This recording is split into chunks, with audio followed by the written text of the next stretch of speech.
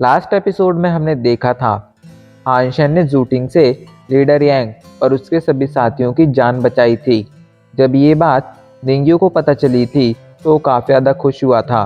Deal के मुताबिक उसने हानशन की बहन का एडमिशन एक नोबल स्कूल में करा दिया था, जिसके बाद वो लोग अगले शिकार पर निकल गए थे। रास्ते में निंग्यू हानशन के पास आता है एंड उससे कहता है, जब से मैं तुमसे पहली बार मिला था तब से ही मैंने डिसाइड कर लिया था कि मुझे तुमसे दोस्ती करनी है।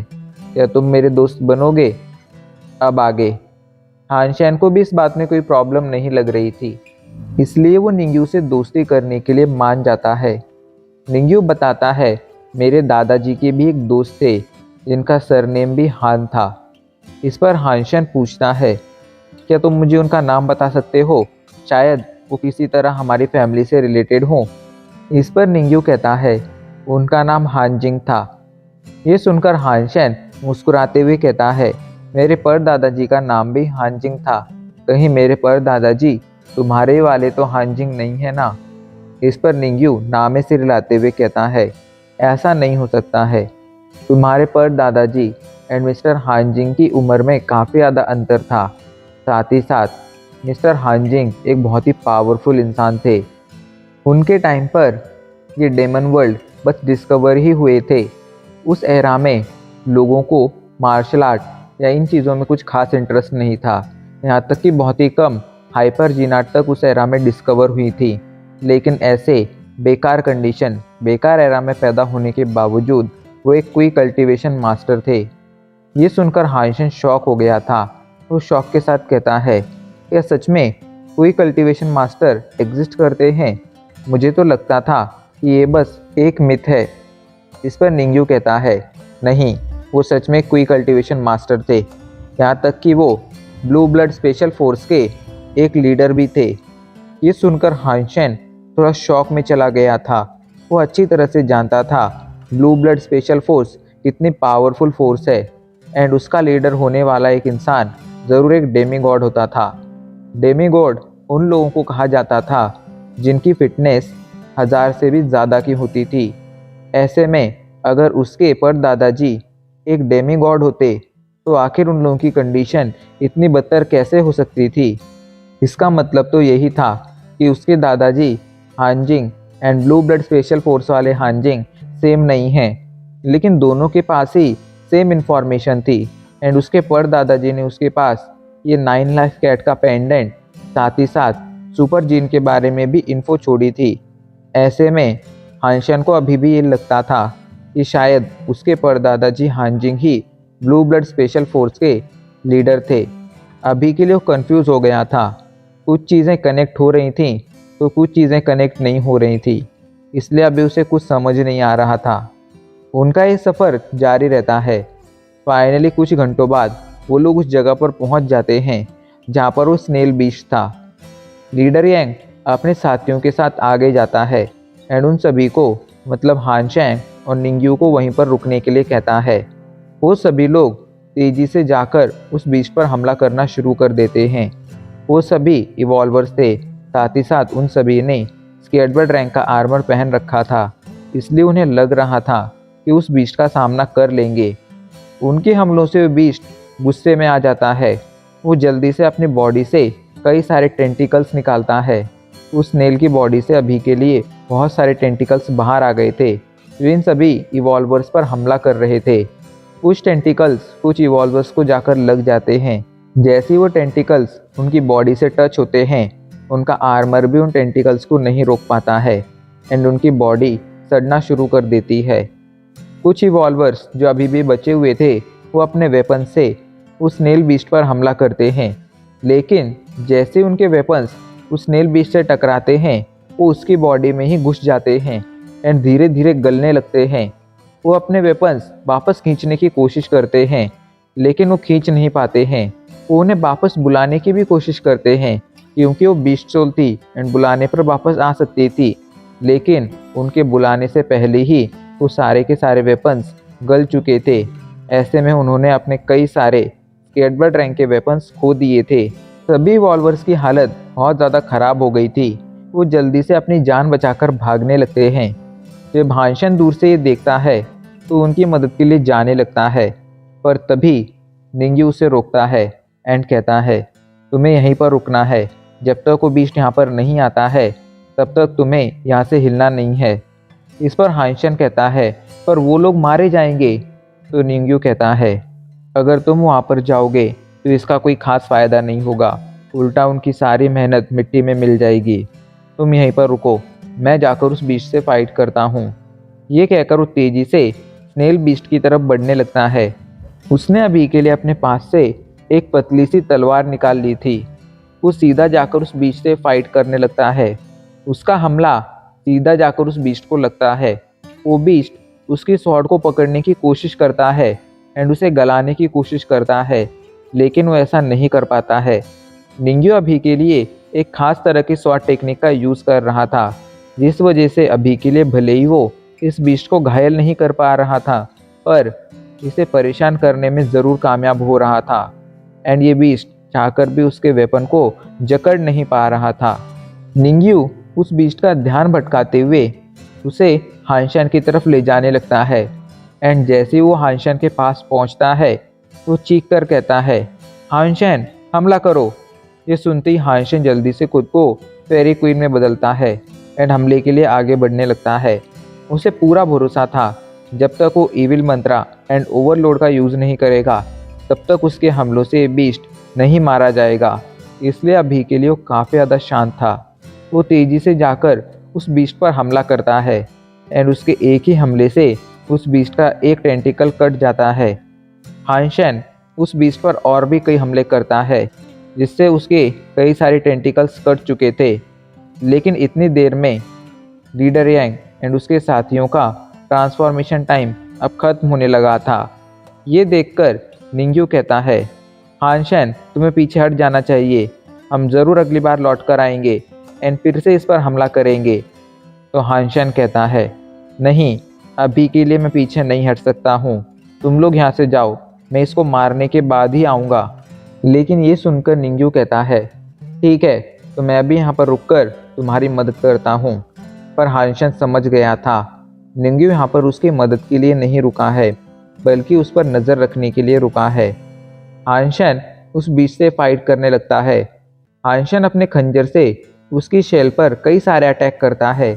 उसे लगा था कि उसके खंजर के हमलों से ये शेल टूट जाएगी, लेकिन ऐसा कुछ नहीं होता है। अब उसे समझ आ रहा था कि एक सुपर बीस्ट इतना ज़्यादा पावरफुल हो सकता है। हानशन चाहता तो इविल मंत्रा और ओवरलोड का यूज़ कर अपनी पावर बढ़ा सकता था एंड इस बीस्ट को मार सकता था, पर अभी के लिए वो ऐसा कुछ भी नहीं करना चाहता था। इधर जब लीडर यांग देखता है तो कहता है तुम्हारी फिटनेस अभी के लिए काफ़ी कम है, क्यों ना तुम अपना खंजर मुझे दे दो एंड मुझे कोशिश करने दो, शायद मेरे हमलों से ये बीस्ट मारा जाए। लेकिन हानशन तुरंत खंजर देने से मना कर देता है। तो लीडर यांग उसे मनाते हुए कहता है देखो, अगर तुम हमें एक खंजर दोगे तो बदले में मैं तुम्हें इस शिकार का 50% हिस्सा दूंगा। बोलो क्या तुम्हें डील मंजूर है? लेकिन हानशन फिर भी मना कर देता है। ये देखकर निंग्यू आगे आता है एंड कहता है हानशन तुम ये देख ही रहे हो कि ये बीस्ट किसी भी स्केर्ड बर्ड रैंक के बीस्ट से ज़्यादा पावरफुल है। अभी वो ये कह ही रहा था तभी वो बीस्ट उन लोगों पर दोबारा हमला करना शुरू कर देता है। ये देखकर निंग्यू अपने साथियों के साथ उस बीस्ट से फाइट करने लगता है। हानशन भी बीस्ट से फाइट करने जाने लगता है। निंग्यू रास्ते में पूछता है आखिर तुमने लीडर यांग के प्रपोजल के बारे में क्या सोचा है? इस पर हानशन कहता है मैं किसी भी कीमत पर ये खंजर किसी को नहीं दूंगा। ये सुनकर निंग्यू कहता है इस खंजर के बदले में मैं तुम्हें 5 स्केर्ड बर्ड रैंक की बीस्ट सोल दे सकता हूँ, साथ ही साथ इस बीस्ट को मारने के बाद इसका 50% हिस्सा भी दे सकता हूँ। बोलो क्या तुम्हें मेरी डील मंजूर है? इस पर हानशन तुरंत कहता है बिल्कुल नहीं। तभी अचानक से निंग्यू हानशन पर पीछे से हमला कर देता है एंड उसे मारने की कोशिश करने लगता है। वो अपने सभी इवॉल्वर्स को भी हानशन पर हमला करने के लिए कहता है, लेकिन हानशन को ये सब होने का अंदाज़ा पहले से ही था। वो तुरंत उन सभी इवॉल्वर से अकेला ही फाइट करना शुरू कर देता है। उसने इविल मंत्रा एंड ओवरलोड को एक्टिवेट कर लिया था जिससे अब उसकी पावर काफ़ी ज़्यादा बढ़ गई थी। अपनी बढ़ी हुई पावर के साथ हानशन उनसे फाइट करने लगता है एंड अगले कुछ ही पलों में सभी को गाजर मूली की तरह काट कर रख देता है। यहाँ तक कि उसने लीडर यांग जैसे एक पावरफुल इवॉल्वर को तक अपने एक ही हमले में मौत के घाट उतार दिया था। ये देखकर उन लोगों को समझ आ गया था कि हानशन एक इवॉल्वर है। हानशन एक इवॉल्वर नहीं था, लेकिन उन लोगों को ऐसा लग रहा था कि हानशन एक इवॉल्वर है, क्योंकि वे नहीं जानते थे कि हानशन ने सुपर जीन पॉइंट्स हासिल किए हैं, जिस वजह से उसकी फिटनेस एक इवॉल्वर से भी ज़्यादा हो गई है। वो लोग कुछ समझ पाते इससे पहले ही उनमें से लगभग सारे लोग मारे जाते हैं। अब वहाँ पर सिर्फ निंग्यू ही बचा हुआ था। वो मुस्कुराते हुए कहता है, तो तुम पहले से ही तैयार थे, लेकिन तुम ये बात नहीं जानते हो कि इस डेमन वर्ल्ड में एक सब्स्टिट्यूट टाइप की बीस्ट सोल भी एग्जिस्ट करती है एंड मैं वही बीस्ट सोल हूँ।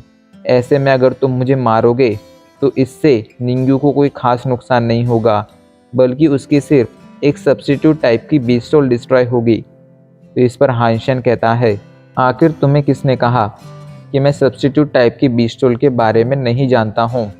ये कहकर हानशन निंग्यू पर कुछ हमले करता है एंड उसके अगले कुछ ही हमलों में निंग्यू मारा जाता है। अभी के लिए निंग्यू नहीं मरा था, बल्कि उसकी बस एक सब्स्टिट्यूट टाइप की बीस्ट सोल डिस्ट्रॉय हुई थी। लेकिन इससे हानशन ये समझ गया था कि एक सब्स्टिट्यूट टाइप की बीस्ट सोल कितनी ज़्यादा कमाल की हो सकती है। उसके पास अपने ओनर जितनी ही पावर होती है, साथ ही साथ वो वक्त आने पर अपने ओनर की जगह भी ले सकती है। ऐसे में हानशन के पास मौजूद बैक नाइट की वो substitute type beast soul future में उसके काफ़ी ज़्यादा काम आ सकती थी। इन सभी का खेल खत्म करने के बाद हानशन जाकर उस स्नेल बीस्ट पर कुछ हमले करता है। ये देखकर उस स्नेल बीस्ट भी गुस्से में आ जाता है एंड हानशन पर जवाबी हमले करता है। लेकिन हानशन अभी के लिए इविल मंत्रा एंड ओवरलोड का यूज़ कर रहा था, जिस वजह से उसकी पावर काफ़ी ज़्यादा बढ़ गई थी। वो अगले कुछ ही पलों में उसके सारे के सारे टेंटिकल्स काट के रख देता है, जिसके बाद एक ज़ोरदार हमले के साथ उसकी शेल भी फोड़ देता है एंड अपने अगले एक ही हमले में उसे मौत के घाट उतार देता है। हानशन ने कुछ मिनट की फाइट में ही एक सुपर बीस्ट को मार डाला था। ये साफ साफ दिखा रहा था कि उसकी पावर अब कितनी ज़्यादा बढ़ चुकी है। हानशन ने इस स्नेल बीस्ट को मार दिया था। इसके मरते ही उसके पास नोटिफिकेशन आता है, सुपर बीस्ट ब्लड स्नेल मारा गया। आपको ब्लड स्नेल की बीस्ट सोल हासिल हुई है। 0 से 10 सुपर जीन पॉइंट्स हासिल करने के लिए इसका लाइफ जीन एसेंस कंज्यूम कीजिए। इसका मीट एडिबल नहीं है। इस नोटिफिकेशन को देखकर हानशन बहुत ज़्यादा खुश हो गया था। उसे एक सुपर बीस्ट सोल जो मिल गई थी। हानशन उसका लाइफ जीन एसेंस लेता है एंड अपनी वापस लौटने की जर्नी शुरू कर देता है। उसे लौटकर वाइल्ड बेस जाना था, क्योंकि उसकी जर्नी वाइल्ड बेस से ही शुरू हुई थी। वाइल्ड बेस पहुंचकर जब वो वापस ब्लैक हॉक मिलिट्री स्कूल जा रहा था, तब वहां पर उसकी मुलाकात निंग्यू से हो जाती है, जो शायद पिछले कुछ दिनों से यहीं पर उसका इंतज़ार कर रहा था। उसे देखकर निंग्यू कहता है, हानशन, क्या मैं तुमसे कुछ बातें कर सकता हूँ? देखो, अभी के लिए मुझे तुमसे एक डिस्कशन करना है। अगर तुम चाहो तो हम वो डिस्कशन अकेले में कर सकते हैं। यहाँ तक कि हम वो डिस्कशन कहाँ पर करेंगे, वो जगह भी तुम चूज़ कर सकते हो। इस पर हानशन कहता है, अब बात करने के लिए क्या ही बचा है? आखिर तुम बात क्यों करना चाहते हो? इस पर निंग्यू कहता है, हानशन, कंपटीशन और बिजनेस ये दोनों अलग चीज़ें हैं। अभी के लिए मैं तुमसे उस स्नेल बीस्ट का मीट एंड उसकी बीस्ट सोल खरीदना चाहता हूँ। बदले में तुम जो भी कीमत मांगोगे वो कीमत देने के लिए मैं तैयार हूँ। पर उसकी बात सुनकर हानशन हंसने लगता है एंड कहता है, क्या तुम्हें सच में लगता है मैं उतने पावरफुल बीस्ट को मार सकता हूँ? देखो, भले ही मैं पावरफुल हूँ, लेकिन उस स्नेल बीस्ट के सामने मैं भी कुछ नहीं हूँ। एंड वैसे भी तुम जानते हो, जब मैं लौट के आया तब मेरे पास किसी भी तरह का मीट नहीं था। अब इतने बड़े बीस्ट का मीट मैं एक दिन में तो ख़त्म नहीं कर सकता हूँ। ऐसे में तुम्हें समझ जाना चाहिए कि मैं उसे मारने में नाकाम रहा हूँ। उसे हानशन की बात समझ आ रही थी एंड सच भी लग रही थी, पर वो ये भी जानता था कि हानशन कोई नॉर्मल इंसान नहीं है। वहीं हानशन वहाँ से टेलीपोर्ट होकर ब्लैक ऑफ मिलिट्री स्कूल आ जाता है। अभी के लिए वो अपने कमरे के वॉशरूम में था एंड आईने के सामने खड़ा हुआ था। वो जल्दी से अपनी सब्स्टिट्यूट टाइप की बीस्टोल बाहर बुलाने की कोशिश करता है एंड इस बार उसकी बीस्टोल बाहर आ जाती है। अभी के लिए वो हानशन के रूप में थी एंड बिल्कुल देखने में हानशन जैसी लग रही थी। ये देखकर हानशन अभी के लिए काफ़ी ज़्यादा खुश था। उसके मन में अभी के लिए एक आइडिया आया था एंड उसी बारे में काफ़ी गहराई से सोच रहा था। एंड अब इसी के साथ हमारा ये एपिसोड आज यहीं पर ख़त्म हो जाता है।